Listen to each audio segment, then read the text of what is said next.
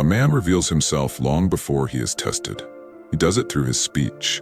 The careless man speaks to be seen. The foolish man speaks to protect his ego. The disciplined man speaks only when his words serve truth, duty, or clarity. Stoic philosophy never judged men by titles, possessions, or applause. It judged them by character, and character is exposed most clearly through language. What a man repeatedly says becomes the architecture of his inner world. The Stoics understood that speech is not decoration, it is behavior. It is a reflection of how a man governs his impulses, fears, and desires. Marcus Aurelius warned that the soul is dyed by the color of its thoughts, and thoughts find their exit through the mouth. A man who cannot control his words has already lost command of his mind. This discussion is not about insults or surface-level intelligence. It is about patterns of speech that reveal weakness of judgment, lack of discipline, and surrender of responsibility. These phrases are not accidents. They are habits formed by avoidance, arrogance, and fear. They are spoken by men who react instead of choosing, who blame instead of examining, who seek comfort instead of virtue. Stoicism was never gentle with foolishness. It did not excuse it. It corrected it.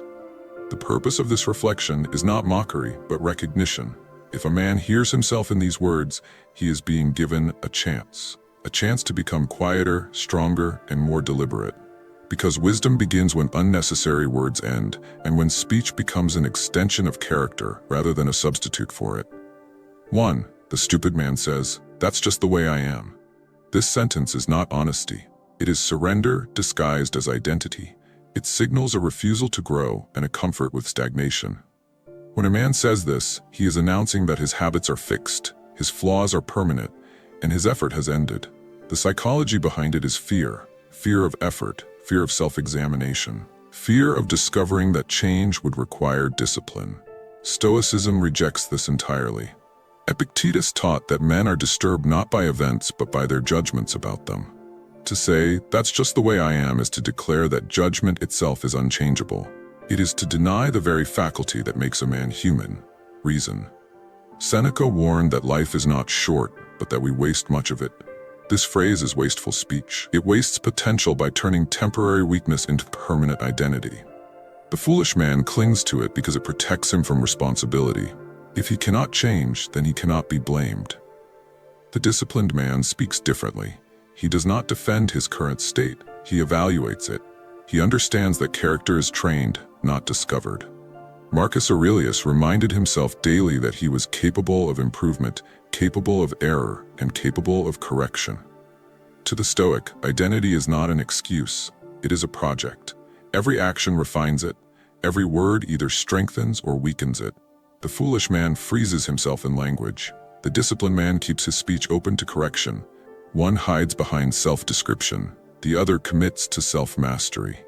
When a man abandons this phrase, he abandons the illusion that growth is optional. He accepts that discipline is not a personality trait, but a daily choice. And that choice begins by refusing to excuse himself with careless words. 2. The stupid man says, "I already know that." This sentence reveals arrogance disguised as confidence. It closes the door to learning while pretending that wisdom has already been reached. Socrates, considered wise precisely because he claimed to know nothing, would have seen this phrase as intellectual decay. The man who believes he already knows has decided to stop listening. The psychology beneath this statement is insecurity. The foolish man fears exposure. Admitting ignorance feels like weakness, so he performs certainty instead. Epictetus warned that it is impossible for a man to learn what he thinks he already knows. This phrase is the sound of stagnation announcing itself. Knowledge in Stoicism was never about accumulation. It was about application. To know something but not live it was considered empty. Marcus Aurelius reminded himself that understanding virtue without practicing it is meaningless. The stupid man collects ideas as ornaments. The disciplined man uses them as tools. Humility is not self-degradation, it is accuracy. The Stoic understood that the world is vast, human judgment is limited, and improvement never ends. When a man says, "I already know that," he is more interested in appearing capable than in becoming capable. The disciplined man responds differently. He listens even when the lesson is familiar. He asks whether he has embodied the principle, not whether he has heard it before. He understands that repetition is not redundancy, but reinforcement. This difference separates growth from decay. One man speaks to protect his image. The other listens to refine his character. Wisdom does not announce itself. It remains quiet, attentive, and unfinished. The man who abandons this phrase reopens himself to learning, and in doing so steps back onto the path of discipline and humility. 3. The stupid man says, "I'll do it when things get easier." This sentence reveals fear dressed as patience. It assumes that difficulty is an obstacle rather than the proving ground of character. Seneca rejected this thinking completely. He wrote that no man is more unhappy than the one who never faces adversity because he is never permitted to prove himself. The psychology here is avoidance. The foolish man delays action to protect his comfort. He waits for conditions that will never arrive. In doing so, he hands control of his life to circumstance. Stoicism teaches the opposite. Meaning is not found in ease, but in endurance. Marcus Aurelius reminded himself that the impediment to action advances action. What stands in the way becomes the way. The stupid man resists this truth. He treats hardship as an excuse to pause. The disciplined man treats it as a signal to begin. Waiting for ease is a form of surrender. It assumes that strength is a reward rather than a requirement. The Stoic understood that clarity is sharpened under pressure, not discovered in comfort. Seneca warned that a soft life breeds soft minds. The disciplined man does not negotiate with difficulty. He acts while conditions are imperfect. He understands that courage is trained through friction. Each delay weakens resolve. Each excuse reinforces fear. When a man abandons this phrase, he abandons the illusion of a perfect moment. He accepts that effort precedes confidence, not the other way around. Difficulty stops being a barrier and becomes a teacher. And in that shift, a man moves from passive hope to active discipline. 4. The stupid man says, "I don't care." This is not Stoic indifference. It is emotional laziness. True Stoicism never taught detachment from duty. It taught detachment from what is outside one's control. Epictetus was clear. We are responsible for our judgments, choices, and actions. To say, "I don't care about what falls within that domain," is to abandon reason. The psychology beneath this phrase is avoidance of responsibility. The foolish man mistakes numbness for strength. He believes that apathy protects him from pain. In reality, it erodes his character. Stoic indifference is precise. It does not reject effort. It rejects anxiety over outcomes. Marcus Aurelius fulfilled his duties intensely while remaining calm about results. The stupid man uses indifference as an excuse to withdraw. The disciplined man uses it to focus. "I don't care" is often spoken when effort is required or accountability is near.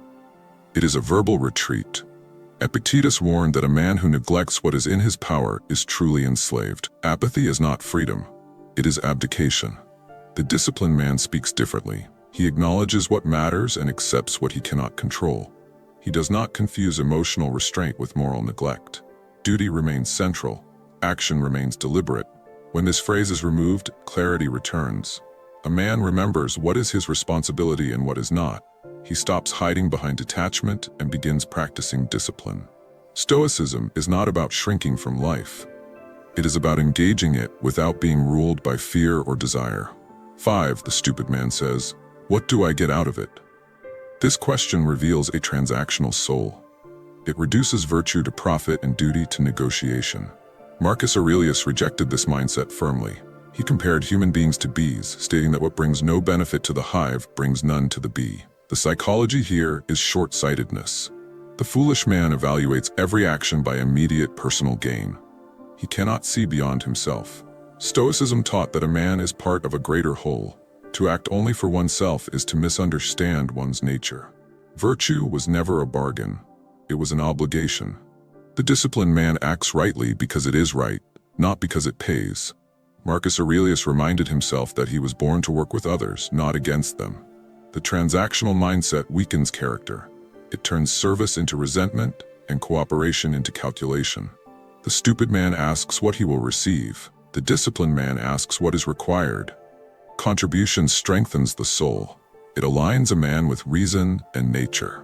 When a man abandons this phrase, he abandons pettiness. He understands that fulfillment follows virtue, not the other way around. Stoicism does not promise reward, it promises alignment. and alignment is enough for a disciplined man who understands his place within the whole. The words a man chooses are never neutral. They either sharpen his character or expose its weakness. Stoic philosophy did not demand eloquence. It demanded accuracy of thought and restraint of speech.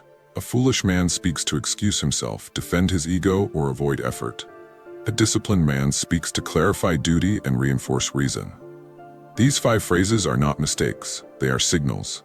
Each one reveals where responsibility has been surrendered. The Stoic response is not shame, but correction. Speech can be retrained. Judgment can be refined. Character is built quietly, without performance. It does not seek validation. It seeks alignment with reason, nature, and duty. When a man governs his words, he governs his mind.